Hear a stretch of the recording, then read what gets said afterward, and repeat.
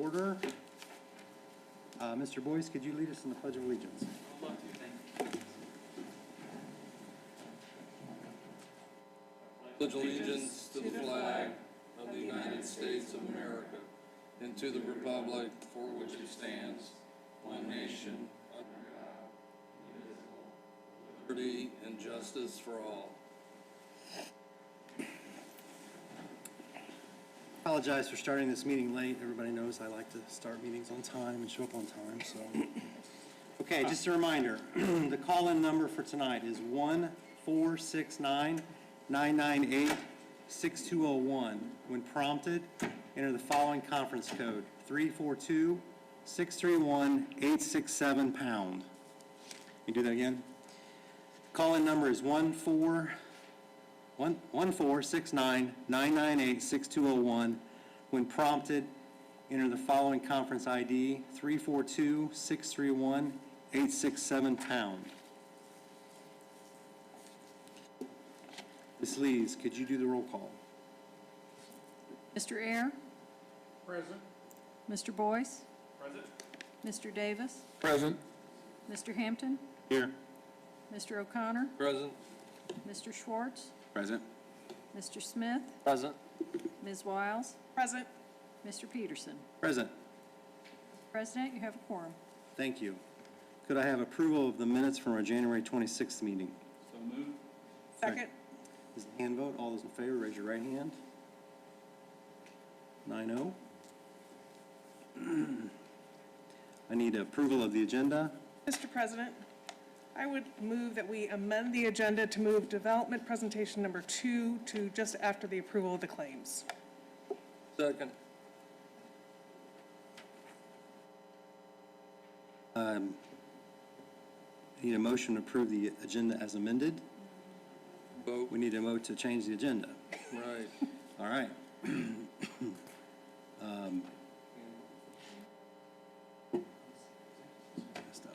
Okay, deep breath. Yeah, give a hand vote to change the agenda, Amend the agenda. amend the agenda. Thank you. Now, can I have a motion? Mr. President, I would move that we approve the agenda as amended. Second. All right, is a hand vote? All those in favor, raise your right hand. Petitions by citizens that are present. I have no cards. However, the white cards are back on the counter. If you'd like to speak tonight, please bring your card forward to the clerk, Ms. Lees. I'm not sure what to do without Mr. Baldwin here tonight since he's been here, but we'll move on. Council committee reports. We have roads and finance. I have roads, Mr. President. We met last Friday. Mr. Ayer, Mr. Smith, Mr. O'Connor, and myself were all there. Discussed several items. As always, it's a well-organized and planned-out meeting by the engineering team. The little teams, we learned. There was a little team involved. Yes, little team.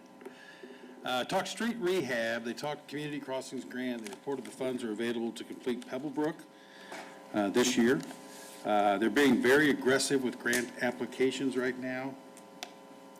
NDOT discussed the possible delay on 37 at the 146th Street interchange. They're apparently installing a weigh-in-motion station that is going to delay progress there. Hamilton County, another north on 37, there's a plan to add turn lanes on 191st Street. We discussed that. Hamilton County project, the Kerrigan Road Bridge, discussed that and again stated that the work will start and the road will be closed on March 1st. Pleasant Street, engineering has held several meetings and the administration with landowners, business owners, another meeting with the administration and IDI, and the negotiations on that aspect of it, they continue. Also discussed Bowden Road, the design initiated for 156th Street roundabouts and also for the remainder of the corridor. The design is in progress there. And also we discussed the downtown it's hard to say, streetscape, and that we will see more this Saturday at our retreat. A lot of other items, but those are the ones that I pulled out for it, Mr. President. Thank you, Mr. Hampton. Are there any questions?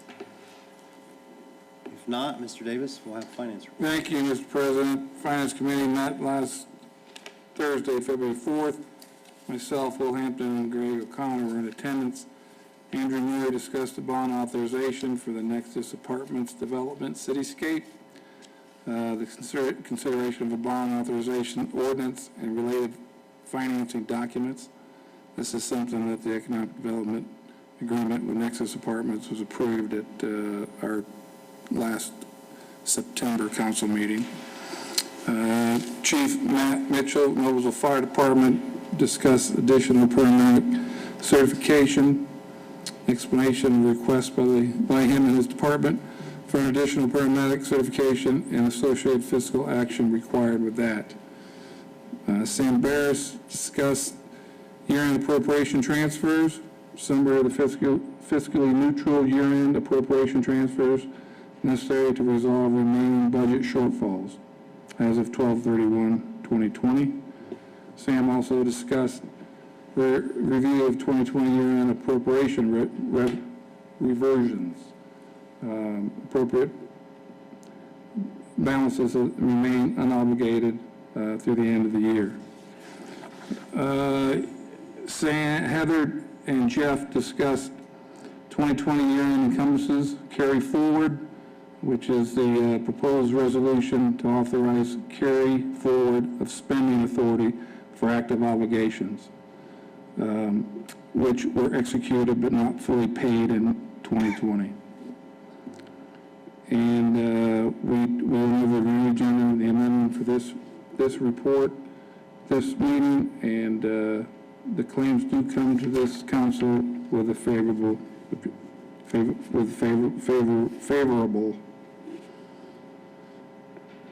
And that's it.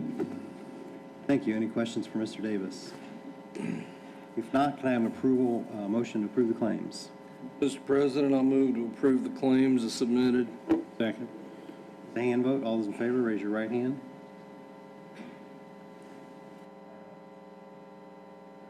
As we discussed, we will move forward to proposed development presentation number 2.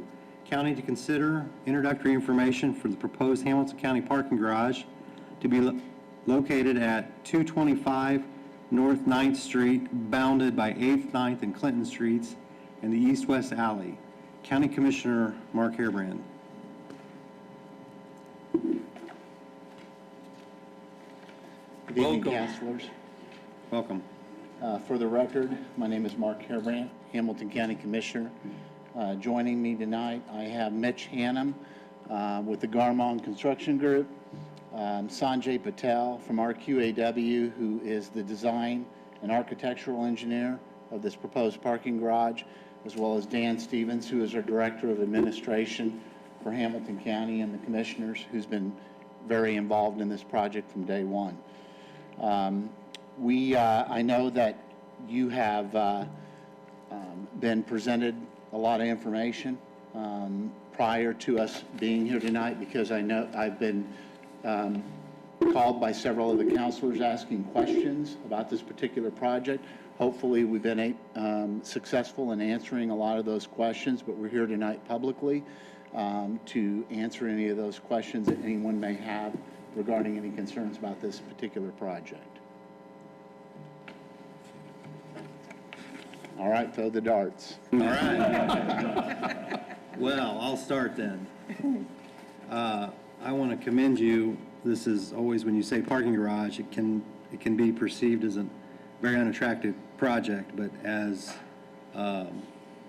largest landowner in the city of Noblesville, I want to commend you on taking pride in yet another project.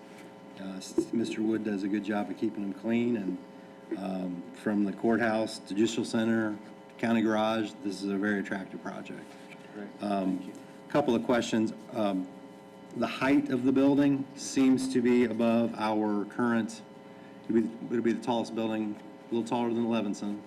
And it seems to be because of the miscellaneous, because you added the 5th floor, we added the stair towers. I mean, I feel comfortable that it's above it. I just wanted to point it out that the miscellaneous architectural features add to the building.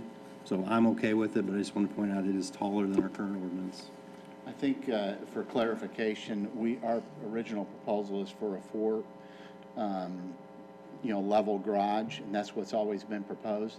We have done some additional research, at least Steve Wood, if you've been following the news, you'd see that the county recently on a bill carried by Donna Shibley, we're getting another judge here. And with judges, you typically get juries and you have to provide parking for that too. And with that, we felt comfortable that we needed to get additional pricing to add that fifth floor for additional capacity, because we thought that with that, we may see in the next 5 to 6 years that we may need that space, the additional space. So given the fact that we already have people already mobilized there to do the construction, we felt that it was appropriate to propose it to the county council, this additional floor at this time, to save cost on the construction and do it now, do it right, and plan for the future. And so that has not been approved in regards to whether the fifth floor would be added. We're still in discussions with our county council in regards to funding. I wanted to make sure that we were very clear on that right now. And I don't know if you've But noticed. it could be 5 floors, correct? Okay. Do you know what the capacity would be? You're above, 475. and how many of those are beyond what you need today? I believe a little over 100 Okay. if we add that fifth floor. Thank you. Is that correct? Yeah. This garage is open to the public except during the courthouse hours, judicial center hours? Yes, Okay. it would be open after hours. Our employees typically leave around 4:30, 5 o'clock is when they leave. But, the question really comes is, do you think that Noblesville is going to decrease in population, especially downtown? Is it going to stay the same, or is it going to grow? I think everybody here knows it's going to grow. And with that potential growth, I think that it's, we need to be looking at the future to build that additional space and do it now and do it right.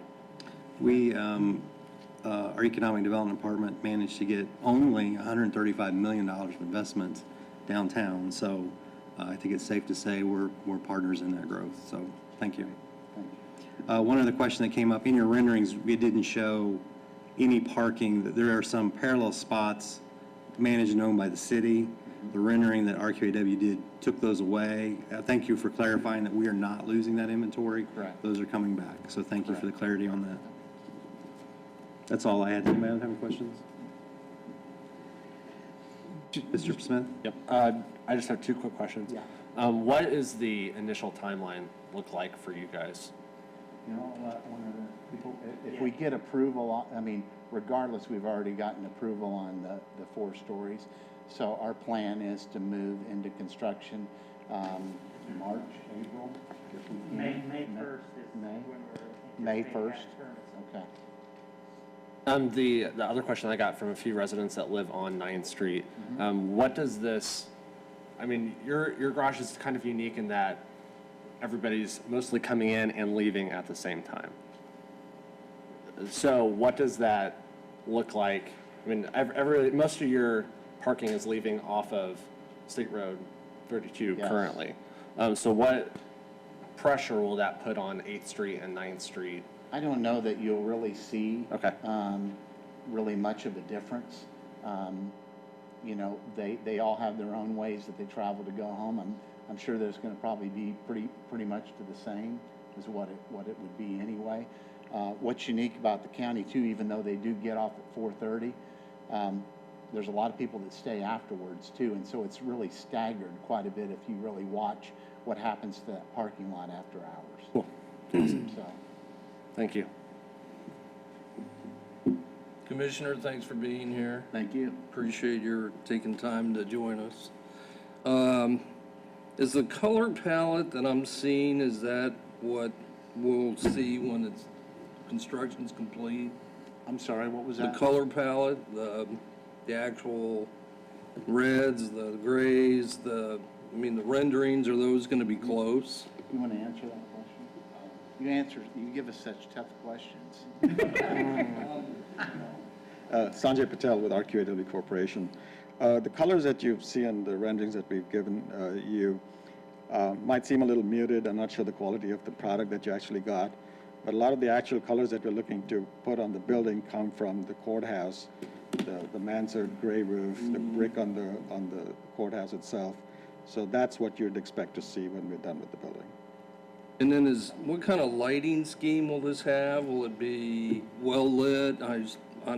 Particularly, I don't know what kind of aesthetic lighting is going to be there. I'm just curious what that might look like. So the inside of the parking garage will have LED bright lighting. We want to keep it safe and secure from a lighting standpoint. But the face of the building itself will have vertical sconces that'll do up-down lighting on some of the column features and highlight the corners where the stairs are. We don't want it to be too bright, so it, you know, Don't want it to it's called a stand out concern, like a but no. beacon, but. Yep, but we want safe around the perimeter of the building. President? Just a couple things. You were going over the numbers, and that was a concern of mine, and I was trying to find it here, and I couldn't. The addition of the 5th floor, how many does that actually add? Is it 120? 100. So it adds 100 more? Yeah, for 4 floors is 375, and if you Okay. add the 5th floor, it's another 100. One thing that, when the Levinson was built, there was a great process of trying to make it fit and look like downtown. We wanted it to fit into what Noblesville is. This one, based on the color schemes, it fits what the government center, the Hamilton County building looks like, more than it does what Noblesville looks like. I don't know if that's a question for the city, or was that taken into account, or why the reason to make it? I understand it's a Hamilton County building, not a city building, but it's, that's a concern I have, is it looks more like the Hamilton County Government Center than it does. Yes, it really comes down to preference, is what it is. We looked at a lot of different schemes. I know from an architectural standpoint, we really wanted to recognize too, the downtown historic. I mean, that's what downtown is. It's a historic district on there.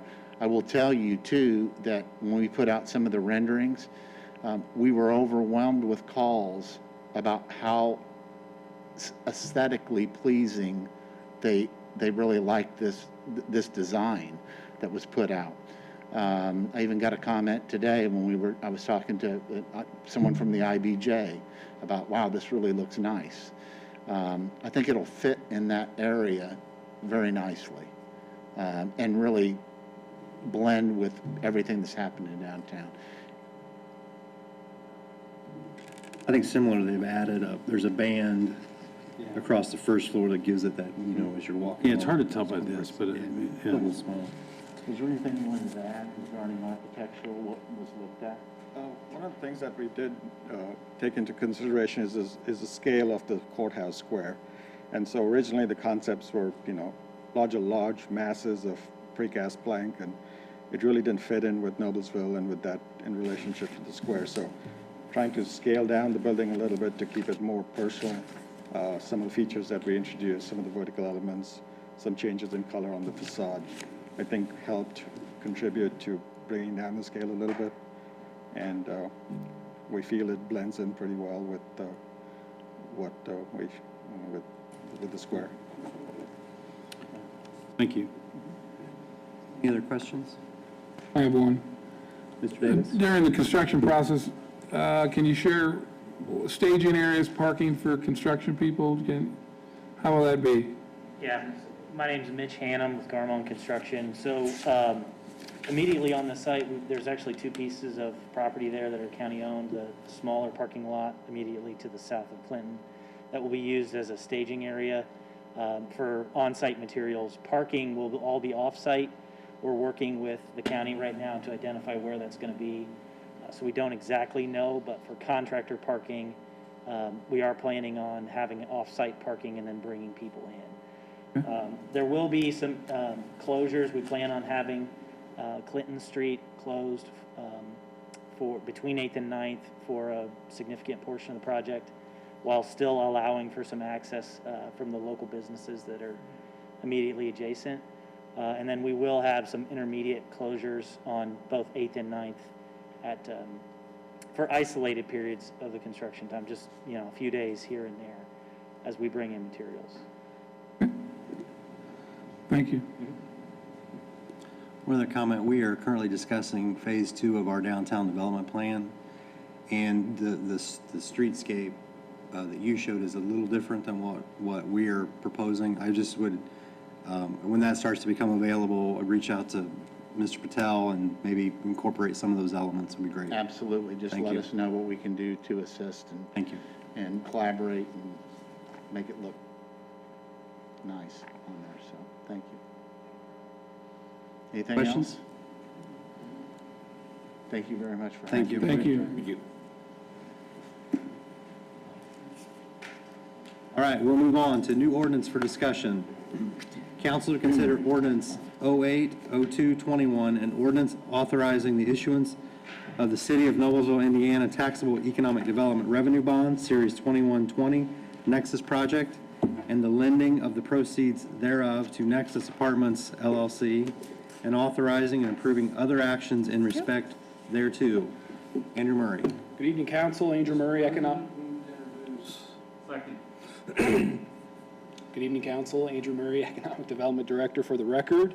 Before you this evening is an ordinance. This ordinance is necessary in order to move forward with bond financing. Specifically, this financing would result in bond proceeds being made available to our development partner in Cityscape Residential in order to construct the Nexus project. This incentive financing is consistent with the economic development agreement that this council approved back in September of last year. As a quick refresher, Nexus includes the redevelopment of the old marsh site at the northwest corner of State Road 32 and River Road. Some of the notable highlights include a $48 million investment that would serve as a western anchor development in our downtown, as well as the project would propose 290 multifamily units that would infuse residential into our downtown, which results and benefits the long-term vibrancy to our downtown restaurants, shops, and other amenities offered in our downtown. Some of the key terms with the proposed bond issue include, number one, the size would be in an aggregate principal amount not to exceed $8 million. The bond would mature on a date not later than 25 years, and then the bond would bear interest on a not to exceed 6%. As you'll recall, the repayment source on this debt would be from a 100% pledge of the project's tax increment. And then lastly, another notable item in the ordinance as written, in addition to authorizing the approval of the issuance of the bond, the council is also approving certain forms of certain financing agreements, including the trust indenture and the loan agreement, which are made available to this council, and they're located in the clerk's office. So, procedurally speaking, we did discuss this with Chairman Davis and the council's finance committee, and this does come to you with a favorable recommendation. Tonight is first reading, so there is no action requested, but we are tracking to be back before this council at your next meeting and request approval. So with that, I'll stop there. Happy to answer any questions. Otherwise, I'll see you in 2 weeks. Questions for Mr. Murray? None? All right, we'll see you in 2 weeks. Council to consider ordinance 090221, an ordinance repealing and replacing Chapter 90 of the Noblesville Code of Ordinances for animals. Second. Good evening, everyone. I'm Shane Gannan, Deputy Chief, Noblesville Police Department. This is really a project that started over a year ago. The ordinance has not been touched since 2004.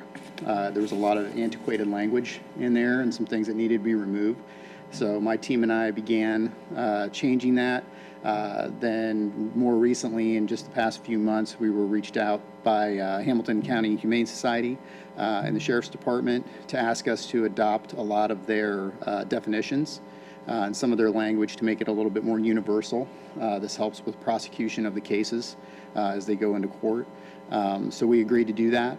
So a portion of this rewrite, if you will, was to incorporate all of those, all that new language, so that everybody in the, hopefully, eventually, everybody in the county will have the exact same language for the definitions, so that what is an endangered animal to us is the same as it is in Westfield, is the same as it is in Carmel, et cetera. So these changes were, like I say, my staff played a large part in this, and then City Legal helped us clean up some of it as well. So we would just ask that that would be adopted in and replaced, so we can get some of that old stuff out of there that doesn't need to be there anymore. Happy to take any questions. I thank you. This is a long time coming, and it helps for those of us that own animals. It really helps us clarify, and there's definitions, and I'm happy to see that the penalties are much stiffer for animal cruelty, and I just commend you, and I think it helps the sheriff's department in particular.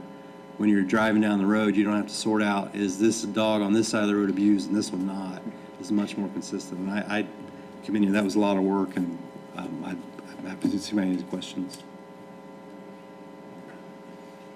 Mr. O'Connor? Very procedural, Deputy Chief. Do you have a red line version of this that you worked I on? think they copied and replaced, didn't you? This is all new. I know, but There is a red line version. can you send it to me? Yes, of course. Yeah, that'd be great. I can give you email address while you've got it. You can Yeah. send it. I think I have it. We can make sure that we get that. You can find me. He knows where you work. Any other questions? No, it's well done, that's not a question. I like it. Yes. Thank you, Mr. Hampton. All right, thank you. Thank you Thank very you all. much. Moving on to proposed development presentation number 1. Council to consider introductory information for the proposed Maryland Woods plan development containing 56 acres located adjacent to the northwest intersection of East 146th Street and Maryland Road. Mr. Skelton. Thank you, Mr. President, members of the council. I'm here this evening, Matt Skelton, Churchill and Antrim, with offices at 2 North 9th Street here in town. With me this evening also is Andy Wirt from my team. Apollo Developers, we have Ed Hamilton and Neil Garadia. These are the same folks that brought you Schaefer Woods, if you'll recall, at 191st and Little Chicago not too long ago. And we are also happy to be working with David Weekley Homes, who's with us this evening. Ed Freeman is joining us, all very socially distanced, so good. We're here to share with you this evening our proposal for Maryland Woods. This is a project that would be located, let me get this straight here. Maryland Road is the north-south road right here, and 141st Street is right here, Hamilton Town Center, right over here. The project site is approximately 56 acres in size. It's actually located in the city of Noblesville, but it's located in Fall Creek Township, so it's just a little bit south of Noblesville Township. The property is located within Noblesville's Corporate Campus Planned Development District. The city's comprehensive plan contemplates this area as a mix of higher density residential on the eastern part of the real estate, including attached homes and multifamily homes, and then more corporate campus-like commercial and industrial type uses to the west. Our proposal, we've worked closely with the city representatives. Let me see if I can. Oh, good, that's easy. There we go.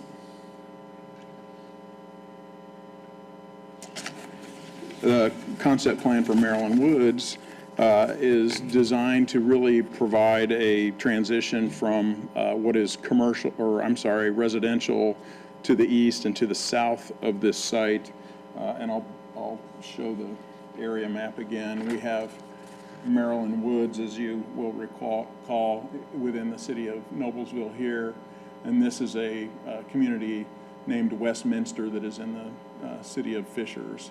But this would allow a transition here east of this greenway into what will later become corporate campus type uses to the northwest. This is a single family proposal. As contemplated, it would include 3 different collections of weekly homes. The area, and I'm colorblind, so I don't want to embarrass myself, I'm just going to point. I know this is yellow. This area here is identified for patio homes. They're a little bit larger lots. The homes are mostly oriented towards main floor living for empty nesters and active adults, so they take up a little bit more room. The area in the middle are more traditional single family. And then here are closest to Maryland Road are identified for an alley load home. Not dissimilar in different product, different design, but same rear load access as the Maryland Woods across the street. And what we tried to do, we worked pretty closely. This is several iterations in with the plan. We've been working with the city to refine it. And we've tried to mirror Maryland Ridge to the east, just in this small section here, so it creates a really interesting urban design. As you go right along here, there's the homes really address Maryland Road. And then we were asked to break things up a bit as you go north. So the north portion of the site, we were able to shift the lots around a little bit to add some little enclaves of rear entry homes, and instead of having just one intermittent line along all of Maryland Road. I would point out just as you would expect, we have alternative transportation trails along our external streets, sidewalks throughout.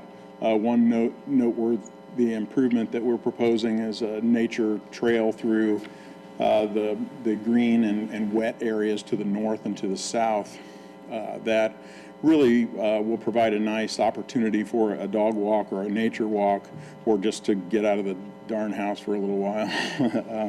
The buffer that is provided to the north and to the west, really we intend to leave it undisturbed. It would be a natural area, a wetland area, and would provide an incredible buffer to the corporate campus development that is expected to the north and to the west of the site. We did have a neighbor meeting on Thursday, February 4th last week. We had several virtual attendees. Neighbor meetings just aren't the same virtually, but it was a pretty good meeting. We got some good feedback, very positive feedback, really. And I think the residents that we heard from were happy to see that there was going to be a residential transition into the corporate campus rather than having it just abut their property. One thing just to put on your radar, this is certainly beyond the scope of this project, but some of the neighbors that we talked to are fans of Hamilton Town Center and look forward to the time when they're able to access it via 141st Street when and if it's ever extended. And even if that were not to happen, I understand there may be some development limiting features here in this area. To the extent that it works into the city's plans, they would love to have some kind of pedestrian access. It's just something to keep in mind. With that, Apollo, if it's successful here, would plan to begin development as early as possible this year yet. And we thank you for the opportunity to share our plans, and would certainly be interested in any questions or comments that you have at this time. Please. Mr. Skelton, on that other shot that you showed of the plan, it looks like there is an awful lot of the alley load sorry. It looks like there's Rockstar. an awful lot of alley road, as you called it, houses, and there's not much parking at all. It doesn't seem like for that. Can you comment on that? It seems So there, sparse. sure, the parking, I can address the parking. Each of these has parking within the lot. I mean, they park themselves, but then in addition to that, it may be hard to see from this exhibit, but there's parking set aside here, here, and here for anything that would be beyond what is needed for the actual unit itself. And we got that loud and clear from the city representatives that needed to be accommodated. And our goal was to try not to put it in a place where that's going to be featured, you know, the featured element when you're driving by. So, yeah, I think the development team tried to be very thoughtful about that. Does that answer your question? Yes.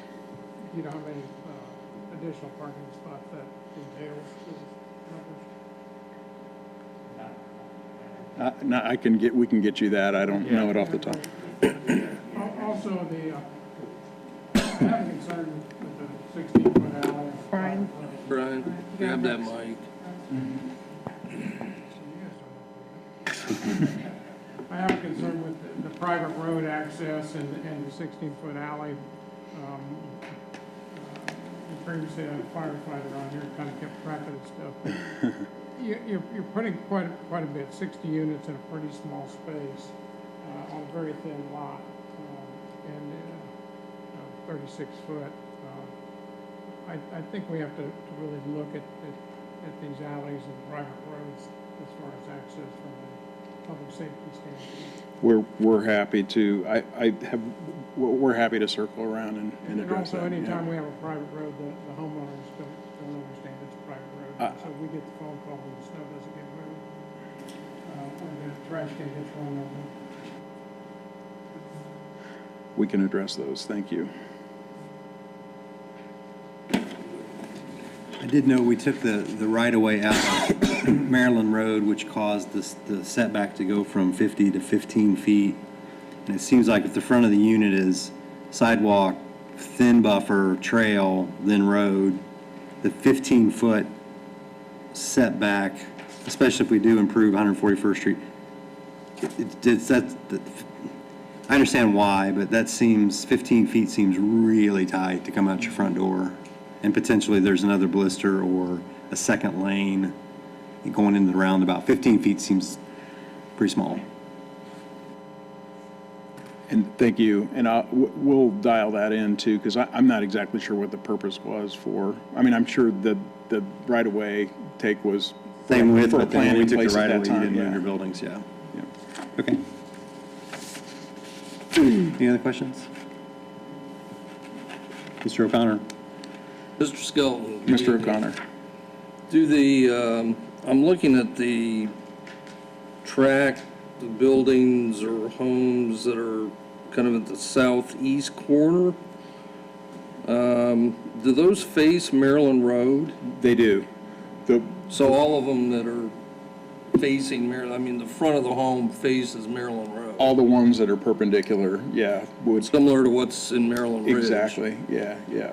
Different models, but yeah, and I didn't really, I could have highlighted this.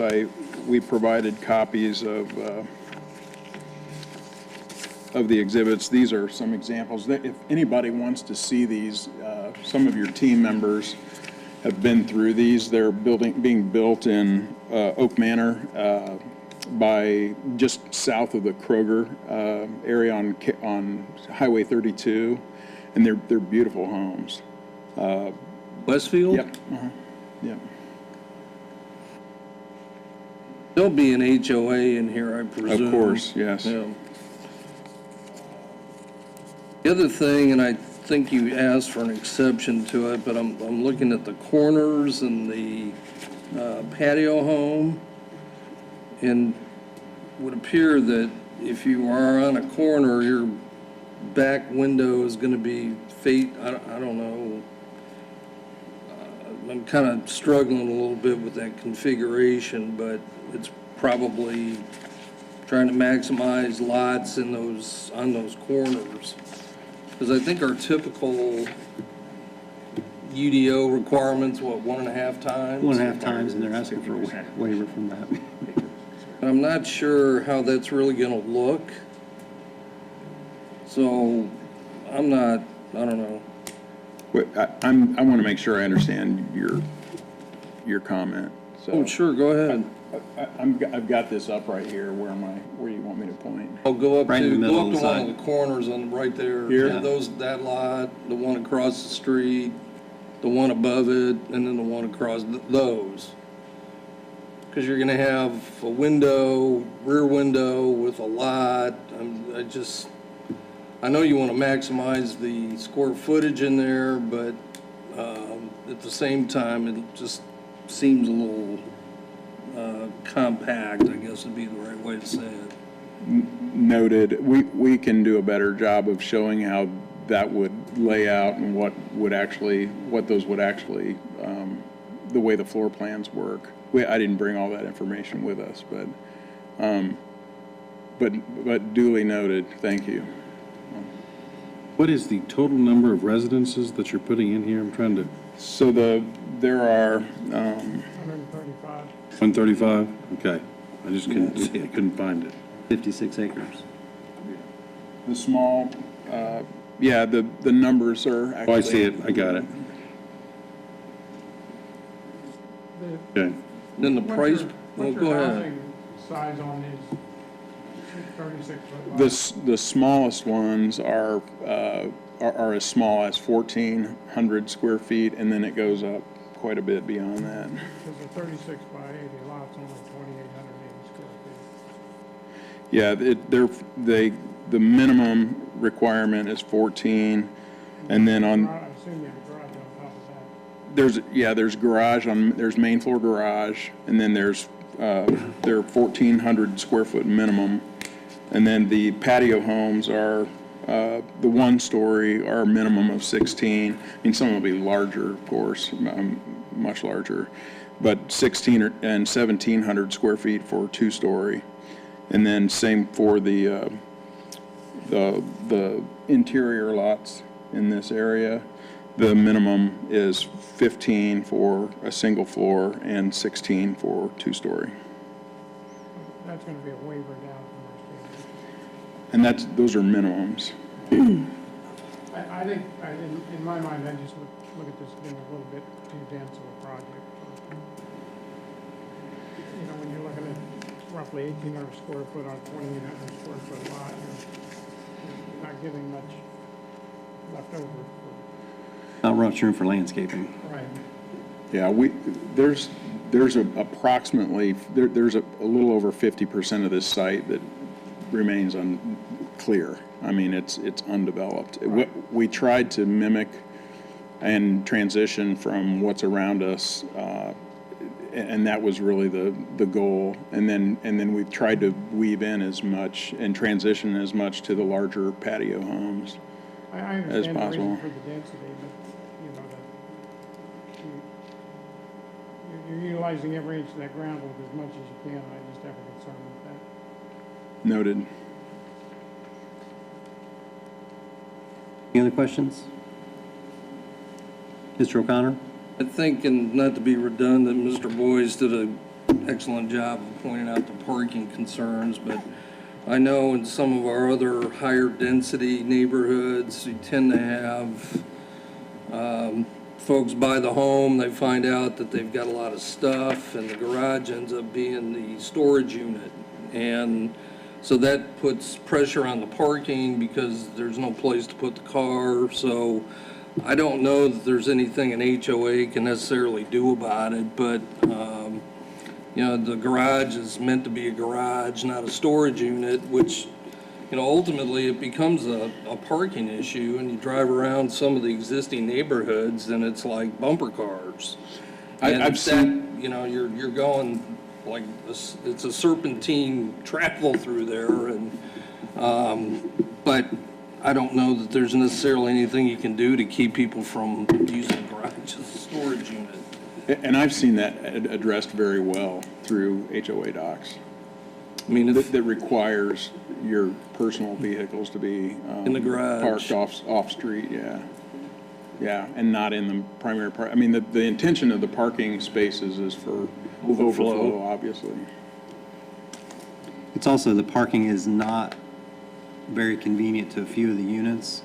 So in the middle of winter, you might get people pulling off in the grass, especially along Maryland Road, along that 16-foot alley. I have the same concern. I'd hate to use the word parklet again, but if we could get some of the small parking areas closer to some of the units, to walk by 6 neighbors, it's a little far. Yeah. But it just seems like you could break that down a little bit and encourage, that would help encourage people not to park in the alleys. Okay, thank you. I concur with a lot of what has been said. I mean, I like the ideas there. I like the way it mimics some of the stuff here, but it does, I totally understand why a developer would want to, but it definitely seems like we stuck as much stuff and even more into a small place than we could in order to try and maximize. And I can, like I said, I can understand why a developer would want to, but it just seems like a lot of times when we do this, it brings us problems years down the road. I mean, just last year, we had a problem with parking where we didn't really address it, and something similar and some of that kind of stuff. So I'm a little hesitant and worried about the future when it comes to parking and some of this high of a density and Quick question for Ms. Shelton, since she's not paying attention. Does this meet, I love to embarrass Ms. Shelton. Does this meet our comp plan and master plan for this part of the part of Noblesville?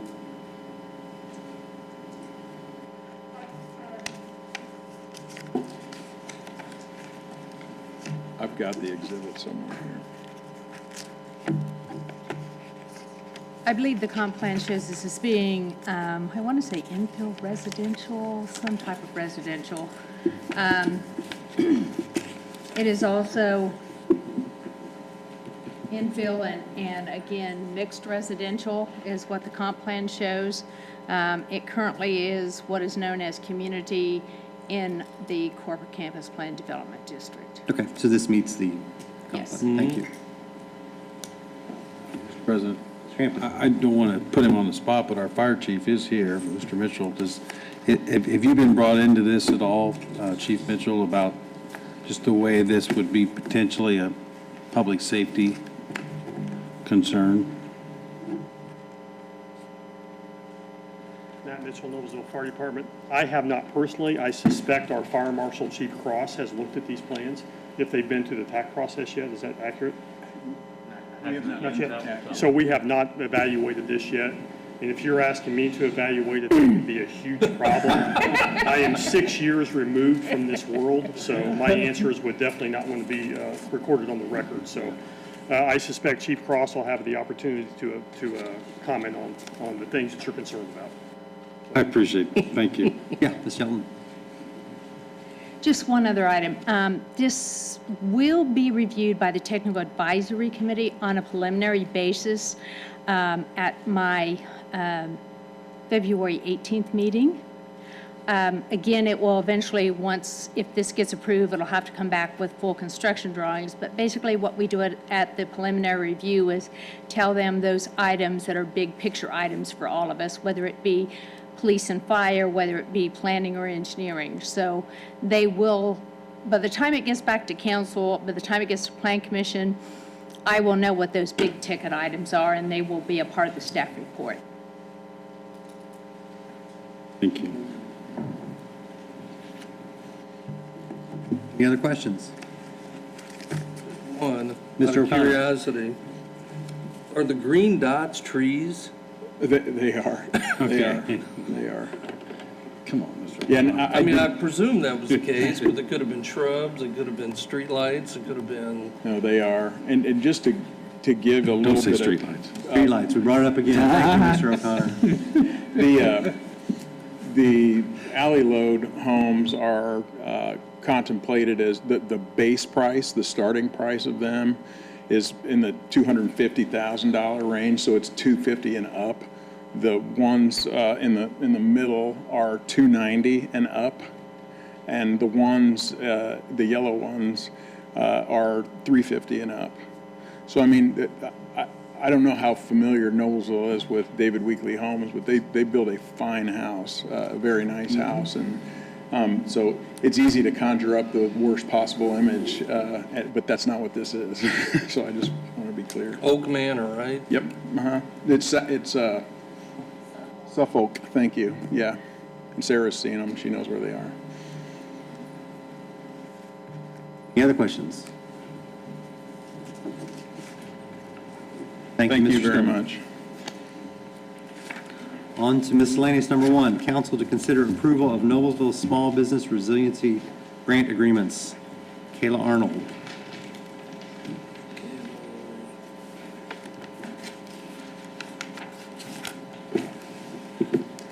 Kayla Arnold, Economic Development.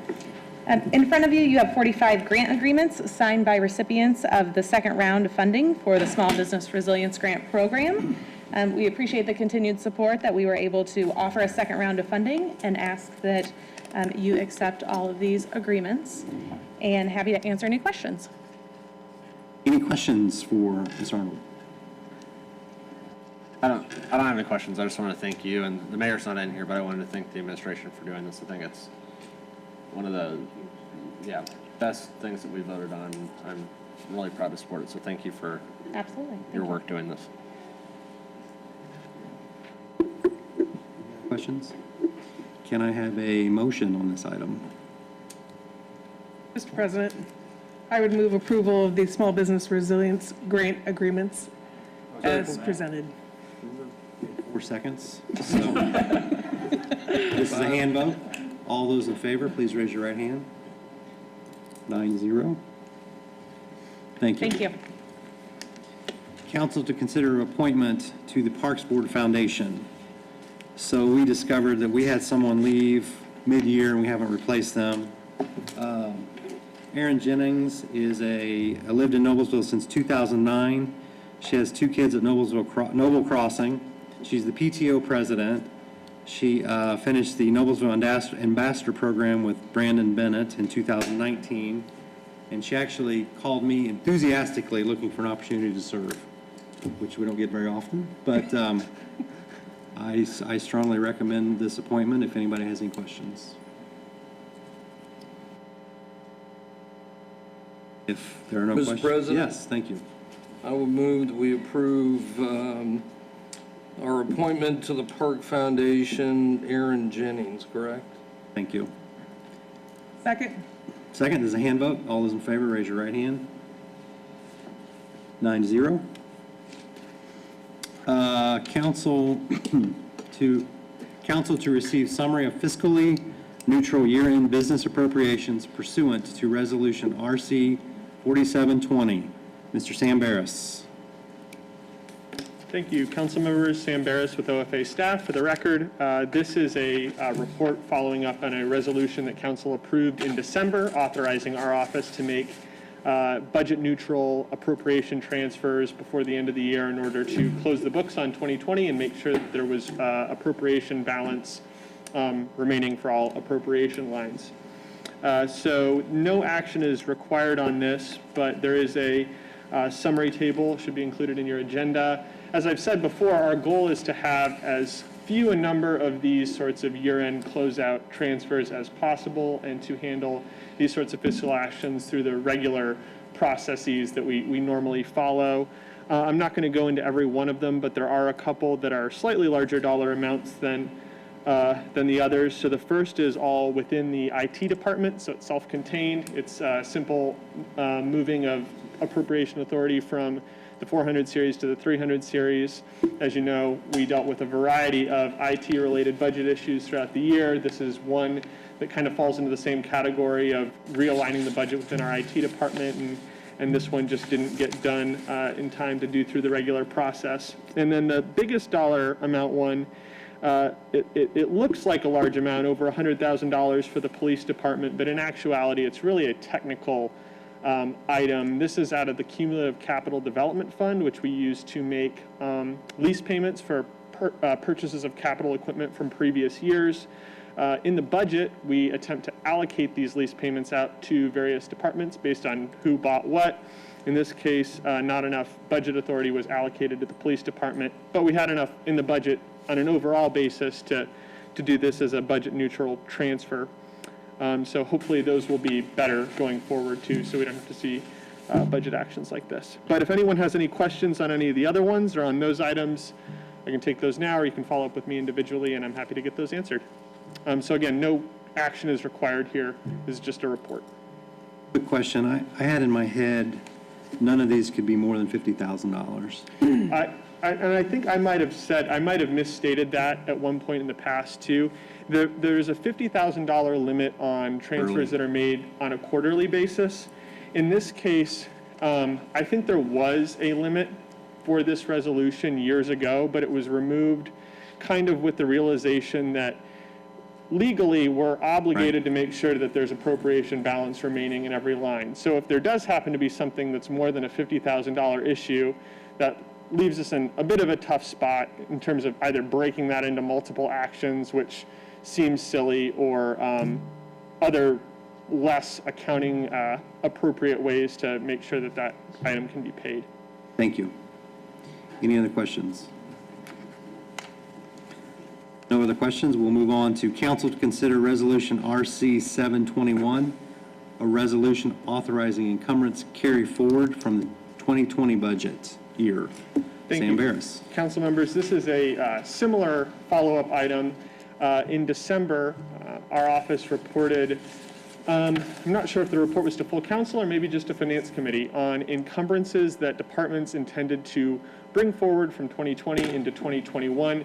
And what you have here is a list of final encumbrances, and you're actually being asked to approve those carry forward. So put really simply, what we have here are situations where departments entered into agreements in 2020 with specific vendors for specific amounts, but those payments, for a variety of timing-related reasons, weren't able to be paid before December 31st. So what you're doing is you're giving departments the okay to pay those contracts in 2021, essentially out of their 2020 budget. So the alternative to this, if we didn't have this practice, would be they'd be out of luck and they'd have to come ask this body for additional appropriations for each and every one of those items. So this is a more efficient process for that.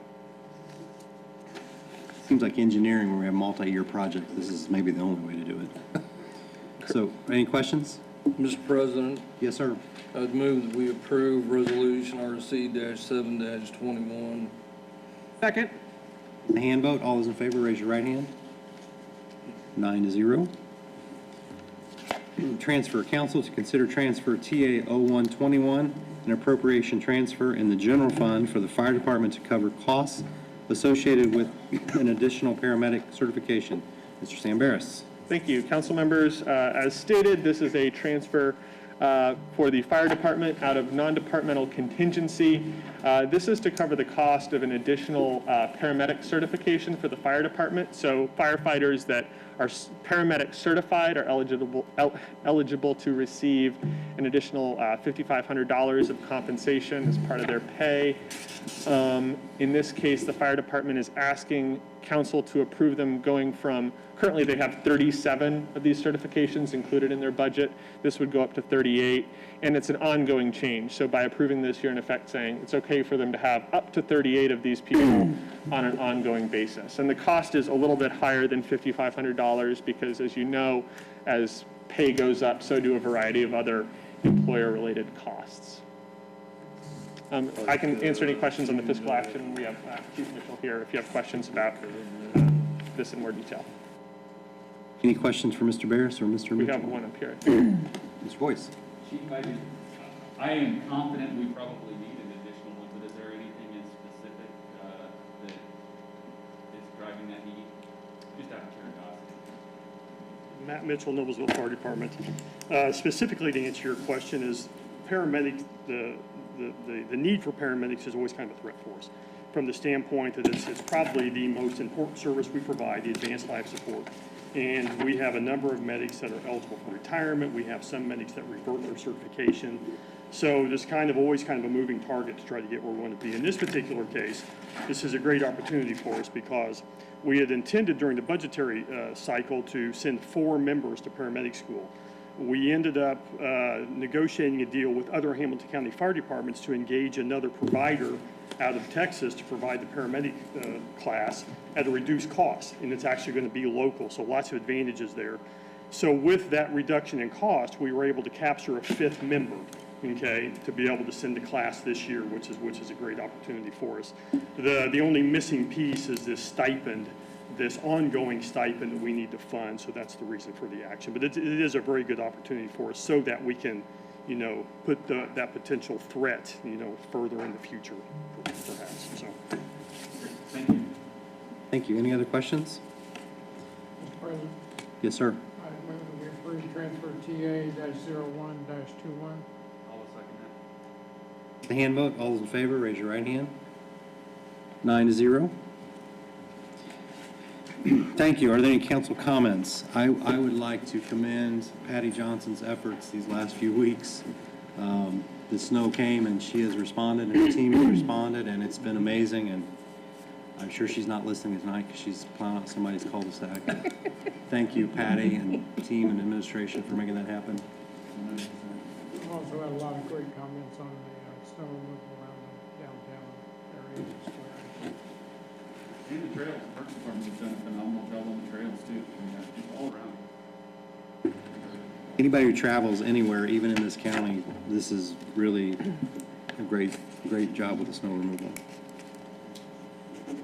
Any other council? You stole mine. Sorry. That's all right. Go Patty. Yeah. Patty. If there are no other comments, I will adjourn. Did you have something? I can unadjourn.